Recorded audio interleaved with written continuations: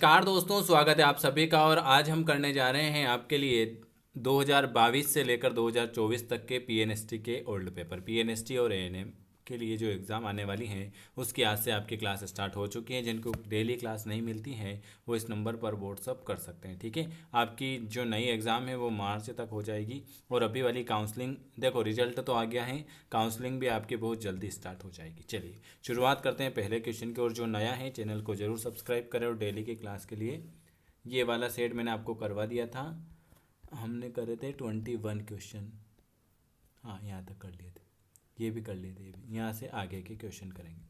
चलिए 61 नंबर का क्वेश्चन करेंगे। और कौन सा है ये आपका बायोलॉजी का। चलिए पहला क्वेश्चन है जीवाणु जिसमें राइबोक्लेविक पाया जाता है। कौन सा जीवाणु है? जीवाणु जिसमें राइबोक्लेविक प्राप्त किया जा सकता है वो है क्लोस्ट्रोडियम। Clostridium butylicum. ये ओल्ड पेपर करना बहुत जरूरी, जिससे हमको पता चलेगा कि किस तरह से एग्जामिनर क्वेश्चन पूछता है। कोरोनरी धमनी रोग। कौन सा? कोरोनरी धमनी रोग आमतौर पर किसके कारण होता है? कोरोनरी धमनी रोग जो होता है वो एथेरोस्क्लेरोसिस के कारण होता है। कोरोनरी धमनी रोग जो होता है वो आपका सी वाला आ जाएगा, एर्थोक्लोरोसिस के कारण होता है। कौन सा अक्षय ऊर्जा स्रोत है? अक्षय ऊर्जा है सौर ऊर्जा। सौर ऊर्जा जिसे हम कहते हैं अक्षय ऊर्जा स्रोत। गन्ने का पहला तुषार होता है। गन्ने का पहला तुषार नेमोड के द्वारा, एमजी की कमी, एमएन की कमी या विषाणु के द्वारा। तो गन्ने का पहला तुषार जो होता है एमएन की कमी के द्वारा। किसके द्वारा? एमएन की कमी के द्वारा। अगला क्वेश्चन है प्लाज्मोडियम में अलैंगिक जनन का सामान्य विधि क्या है? प्लाज्मोडियम में अलैंगिक जनन की सामान्य विधि है एकाधिक विखंडन। क्या है? प्लाज्मोडियम में अलैंगिक जनन की सामान्य विधि है एकाधिक विखंडन। नोवासिन 1898 ने द्विनिषेचन की खोज की थी। नोवासिन 1898 में द्विनिषेचन की खोज जो की थी वो किसने की थी? वो हमारे की थी लिलियम और फ्रिटेलोरिया ने की थी। किसने की थी? लिलियम और फ्रिटेलोरिया ने की थी। वायुमंडल में ऑक्सीजन द्वारा बनाई गई है। वायुमंडल में ऑक्सीजन रिक्त स्थान के द्वारा बनाई गई है। तो वायुमंडल में ऑक्सीजन जो है नीले हरे शैवाल का प्रकाश संश्लेषण, नीले हरे शैवाल के प्रकाश संश्लेषण के द्वारा बनाई गई।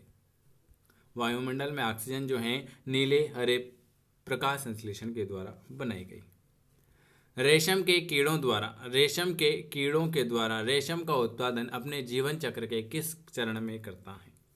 रेशम के कीड़ों के द्वारा रेशम का उत्पादन अपने जीवन चक्र किस चरण में करेगा?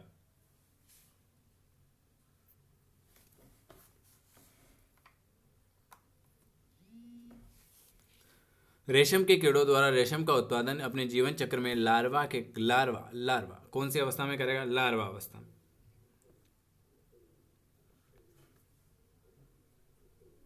सर्वप्रथम किस वैज्ञानिक ने पॉलीथिलीन पीईजी की सहायता से, सबसे पहले किस वैज्ञानिक ने पॉलीथिलीन ग्लाइकोजन पीईजी की सहायता से जीवद्रव्य संयोजन किया? तो काउ और मिखायलुक। अगला क्वेश्चन लिखा हुआ है प्रफुल्लन। प्रफुल्लन जो है क्या है? प्रफुल्लन जो है ये क्या है? प्रफुल्लन जो है पुष्प पूर्ण रूप से खुला और कार्यशील होता है। प्रफुल्लन जो होता है वो पुष्प पूर्ण रूप से खुला और कार्यशील होता है। पिट्यूटरी ट्यूमर का एक प्रकार है। पिट्यूटरी ट्यूमर किसका एक प्रकार है? एडेनामा का। एडेनामो का एक प्रकार है पिट्यूटरी ट्यूमर। चलिए अगला क्वेश्चन क्या लिखा हुआ है आपके सामने। चलिए पिट्यूटरी ट्यूमर एडेनोमा का। रक्त संग्रह करते समय कौन सा विलयन मिलाया जाता है? रक्त संग्रह करते समय कौन सा विलयन मिलाया जाएगा? तो रक्त संग्रह करते समय सोडियम साइट्रेट। क्या मिलाया जाएगा? सोडियम साइट्रेट मिलाया जाता है। रक्त को इकट्ठा करने में क्या मिलाया जाता है? Sodium citrate. कुप्पर कोशिकाएं मैक्रोफेजेन हैं जो यकृत के किस भाग में पाई जाती हैं? कुप्पर कोशिकाएं मैक्रोफेजेन हैं जो यकृत के किस भाग में पाई जाएगी? वो लिवर साइनेसोइड के भाग में पाई जाएगी। कौन सा तत्व एंजाइम सुपर ऑक्साइड डिस्म्यूटेज के उत्पादन हेतु आवश्यक होता है? कौन सा तत्व एंजाइम जो होता है सुपर ऑक्साइड डिस्म्यूज के उत्पादन में सहायक होता है? बताइए। Very very good. अगला क्वेश्चन, अगला क्वेश्चन क्या लिखा हुआ है आपके सामने। ऊंट के कुब्बड़ में मौजूद उत्तक, ऊंट के कुब्बड़ में मौजूद उत्तक का नाम बताना है जो ऑक्सीकृत होने पर भी पानी प्रदान करता है।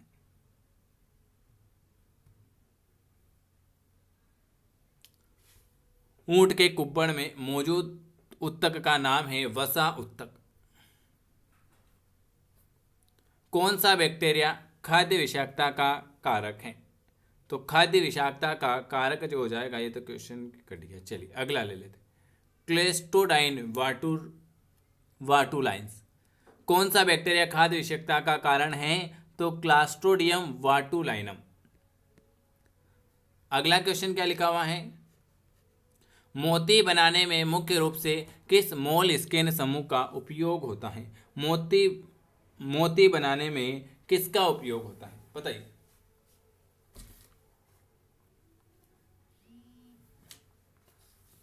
मोती बनाने में किस मोलस्कन समूह का उपयोग होता है? तो पेलिसिपोड्स का।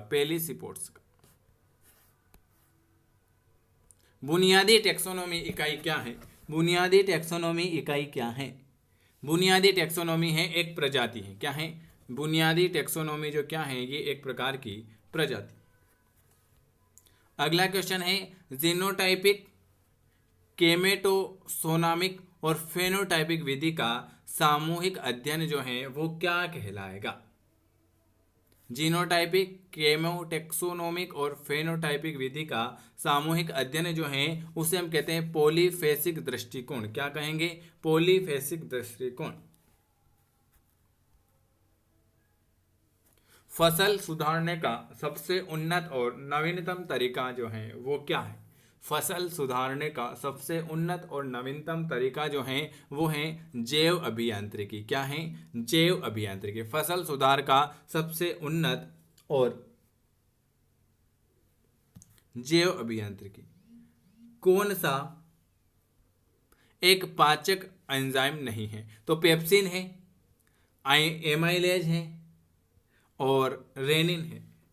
लेकिन कौन सा नहीं है? तो इंसुलिन नहीं। अस्थि कैंसर को सामान्यतः किस रूप में जाना जाता है? अस्थि कैंसर को किस रूप में जाना जाता है? बताइए। अस्थि कैंसर को हम जो जानते हैं ओस्टियोमा में, अस्थि कैंसर को किस रूप में जाना जाता है? ओस्टियोमा। देखो हम कम समय में ज्यादा क्वेश्चन कर रहे हैं। आंतों का अस्थायी रोग फाइलम रिक्त स्थान के कारण होता है। आंतों का अस्थायी रोग फाइलम किसके कारण होता है? प्लेटी हेल्थमिस के कारण होता है। किसके कारण? प्लेटी हेल्थमिस के कारण होता है। कापर सीयू किस में पाया जाएगा? कापर सीयू किस में पाया जाएगा? कापर सीयू जो है प्लास्टोसाइनिन में पाया जाता है। प्लास्टोसाइनिन में कापर सीयू जो है वो पाया जाता है। फसलों का जनन द्रव्य संरक्षण के माध्यम से उन्नति क्या कहलाता है? फसलों का जनन द्रव्य संरक्षण के माध्यम से उन्नति जो है उसे हम कहते हैं हिमतापीय परीक्षण। हिमतापीय परीक्षण। हिमतापीय परीक्षण। डेकर 1955 ने प्रकाशीय शोषण की प्रक्रिया को निम्न पौधों में प्रथम बार प्रमाणित किया था। तंबाकू। डेकर 1955 में प्रकाशीय शोषण की प्रक्रिया को तंबाकू के पौधों में पहली बार प्रमाणित किया था। मानव जनसंख्या का उनके आकार, संरचना और विकास के संबंध में वैज्ञानिक अध्ययन क्या कहलाता है? तो मानव जनसंख्या तो उसे हम कहते हैं जननांकी। ये आज मैंने आपको इतने क्वेश्चन करवाए हैं। अगर वीडियो पसंद आता है तो लाइक करना है, चैनल को सब्सक्राइब करना है और हमसे डेली की फ्री क्लास में जुड़ना चाहते हैं तो इस नंबर पर व्हाट्सअप कर सकते हैं 9753749986। वीडियो देखने के लिए आप सभी का धन्यवाद।